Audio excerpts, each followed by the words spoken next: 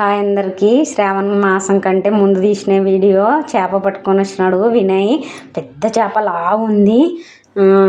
తిక్కి పొద్దున మళ్ళీ మా పిన్ని వాళ్ళకి ఇచ్చి పంపిద్దామని, మాకేమో ఇంతోటి అయిపోదు పెద్ద చేప కాబట్టి డోన్లో మా పిన్ని వాళ్ళు ఉంటారు కాబట్టి వాళ్ళకి ఇచ్చి పంపిస్తాం. మా బంధువుల కల్లా ఇచ్చేసిన ఈసారి చేపలు దండిగా వచ్చినాయి కాబట్టి ఇప్పుడైతే కాలువకి నీళ్ళు వచ్చినాయి కాబట్టి ఉండవు. వీడియోకి మాత్రమే ఇట్లా కూర్చొని దిగుతున్నా. నాకైతే తిక్కడం రాదు, కడగడం రాదు. మా ఆయన వినాయది వీళ్ళిద్దరు మాత్రమే కడగడం, వంట చేయడం మాత్రమే నేను. చేపల ఫ్రై అయినా పులుసు అయినా బాగా చేసి పెడతా కానీ కడగడం అయితే రాదు. జొన్న పిండి వేసి తిక్కినామంటే నీట్గా అవుతుంది, ముక్కలు నీట్గా ఉంటాయి, జోన్ గీనేం ఉండదు, స్మెల్ ఉండదు.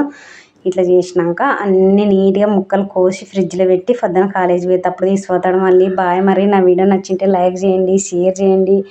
యూట్యూబ్ కొత్త రూల్ తెచ్చింది కాబట్టి ఇప్పటి నుంచి సపోర్ట్ చేయండి, సబ్స్క్రైబ్ చేసుకోండి. ఖచ్చితంగా మళ్ళీ కూడా అడుగుతున్నా, లైక్ చేయండి అబ్బా. Bye bye.